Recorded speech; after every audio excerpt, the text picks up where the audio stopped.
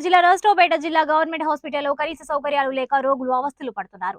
పల్నాడు జిల్లా రాష్ట్రపేటలోని కొత్తగా నిర్మించిన జిల్లా గవర్నమెంట్ హాస్పిటల్లో కనీస అవసరాలు లేక రోగులు అవస్థలు పడుతున్నారని ఎంఐ న్యూస్ ఛానల్ దృష్టికి రాగా వారు వెళ్లి రోగుల నుండి సమస్యలను అడిగి తెలుసుకున్నారు.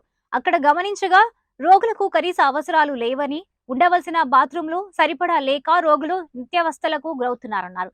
రోగులకు ప్రాథమిక చికిత్స కోసం ఉపయోగించే గాజు క్లాత్ కూడా లేదని రోగులు వాపోతున్నారు.